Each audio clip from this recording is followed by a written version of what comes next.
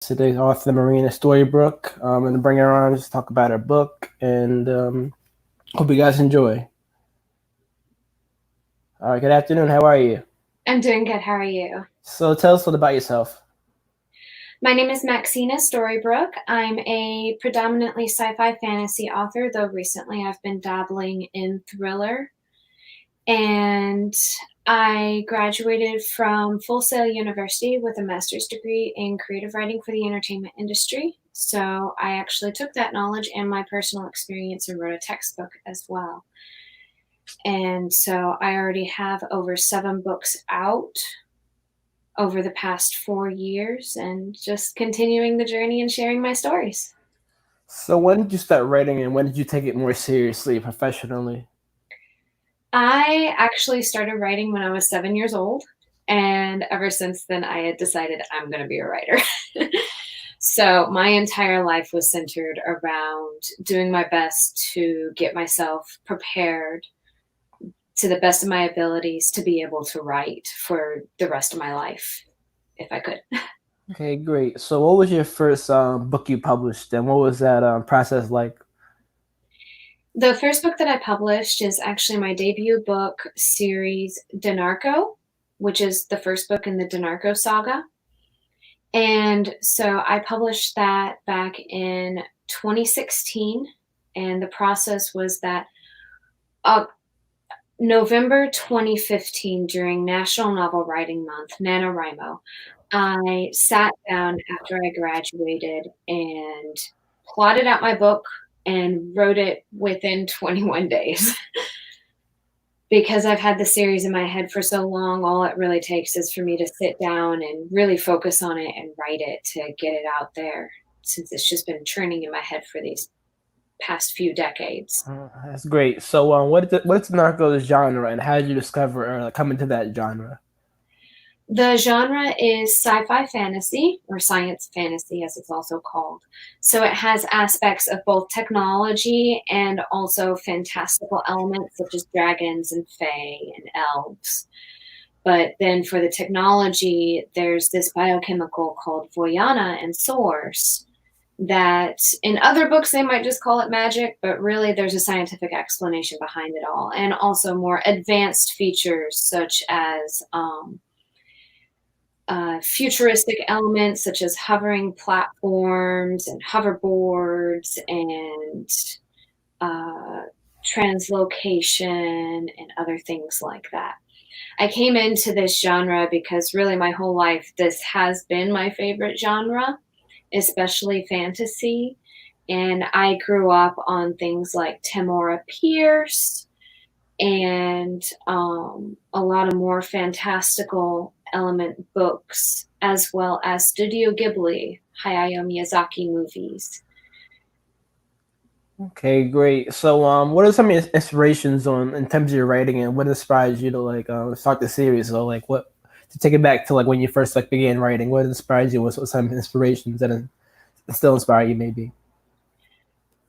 I was 7 years old, so I don't remember, but my mom tells me that I was watching a lot of Studio Ghibli, and I'm still a huge fan of Hayao Miyazaki, especially Princess Mononoke, which is my poster in the back. um, and I have actually been complimented with my books that, especially if they're also Studio Ghibli or Hayao Miyazaki fans, they actually see the influence of those within the series. And what inspires me now to this day is still Studio Ghibli and Hayao Miyazaki's, but also just light novels in general. I've been reading a lot of light novels and I still take inspiration off of them, and just anything with a good story, really. That's great. So I asked this question to all authors and artists. What makes you unique and sets you apart from other creatives? I would like to say that what makes me unique is that I do a lot of depth in my books. And not only that, I try to explore ideas that have not been explored. And my style of writing is actually unique. Don't you don't really see my style of writing out there, and that is that I write in present tense, third person, just like movies. And I actually do that on purpose. It's because for the Danarko series specifically, I want to make it feel like you're there with the character and that it does play out kind of like a movie. Okay, great. So, who were some of your influences in terms of authors, and what do you take away from your influences? Some of my influencers are Julie Kagawa, who does fantasy and paranormal and um, modern day fantasy. I should specify.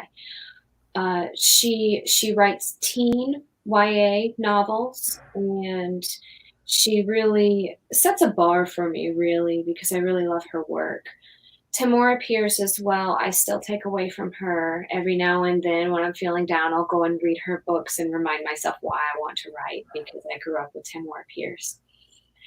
And some others, really, I can't pick any specific ones because I take influence from a lot of different things and a lot of different genres. Okay, great. So let's talk a little about the business side of like, being an author. So are you self-published or are you a publisher, and what got you down that path? I'm an independent, but I've actually recently opened up my own publishing house and trying to convert it into a traditionally published medium. And I actually already have one author underneath me as well. And so I have an editing team, a formatting team, and a cover design team as well. Okay, great. So what are your methods in terms of like branding yourself or promoting yourself using social media or any other platforms and outlets? Marketing is definitely one of my weak points, I will admit, but I am doing my best with the social media posts and everything else like that. And overall, just trying to share my daily life as an author and just trying to be more human nowadays. What's been going on in the world has definitely stumped my plans a little bit because I used to do conventions on a regular basis to help get my book out there and meet with my fans and everything else like that. Okay, great. So in terms of like look, you talked about how's your creativity been affected during this time too, and what are some of your goals now? Creativity has been affected, but in a positive way. um, I'm one of those who actually got off of work because of everything going on. And instead of drowning in sorrow, I have been taking this opportunity to throw myself into my creativity. And I want to say that it's provided some fruit because I published my sci-fi thriller, The Calling, on June 15th. And I've been crafting and making my jewelry, which is another favorite pastime of mine, and just building up my stock for my conventions for when the world starts back up again. Okay, so let's talk about your audience. When you think about your audience, do you when you're writing, do you think about audience before you're writing, during your writing, after you're writing, or do you think about them at all, or just like you have like a set audience when you think about your writing? Overall, I think of the audience before I write and make sure that I make sure that with my book, the book that I'm writing, it is in the audience that I want it to be in. And then I don't think about it while writing. I write out the story in its entirety. And then I go in after I'm done writing in the editing part, and I make sure that it still follows that audience. If it doesn't, then I either tweak a few things to make it so it fits the audience, or I'll actually just change the audience for the book overall. Because I've been writing in the Danarko Saga, which I consider a teen YA and also good for advanced readers, I've pretty much set that audience over the entire series. So that's already set in stone. So really all I do is I think about the audience after I'm done writing and just make sure that all the content fits that series audience as I'm editing. Okay. So what do you want people to take away from your series of the Narco? I want people to realize that it's it's a story about a girl who could be anyone, and circumstances happen, and how you treat those circumstances and how you react determines who you are, not your past actions. Your past actions are your past. What you do with the knowledge and how you move forward and how you act from there on out actually determines who you are and who you will be. Okay. So part two of that question, what's been the feedback so far from that series, from your audience, and I guess people that outside of your audience that may have discovered you in your book? They love it. I am actually really surprised at how many people have come up to me and said, "Oh my gosh, Max, I absolutely love your story. When is the next one coming out?" And I've had people tell me that it reads like a movie, which is what I was going for. And I've had people tell me that the characters are so realistic. Even the side characters are so realistic. And that also makes me happy because that's what I wanted. To me, these characters are real people. And I did my best to try to convey that. And it's being noticed, and it makes me really happy. Okay. Being an experienced author and writer, you've been through ups and downs. If you could give advice to anyone out there, artists and creative, young artists or author struggling out there, what could you tell them? Don't give up. If you have a dream, keep following it. And even if you get negative feedback, even I've gotten negative feedback and people who want to try to tear me down, I still keep doing it because it's what I love and it's what makes me happy. And Great. you should do the same. Great. So, what's your next project you're working on currently? Without giving too much away, like a snippet of what's happening next. I'm currently working on editing the first run through the fourth and fifth books of my series, which are the last books, as well as starting the outlining process of Virtuo, which is my lit RPG book. So I'm delving into another category. After sci-fi thriller, I'm going into lit RPG. And I'm quite excited about that one because I have been looking forward to writing this one for several years now, since college, actually. So before I even published Danarko, I've had this one in my head.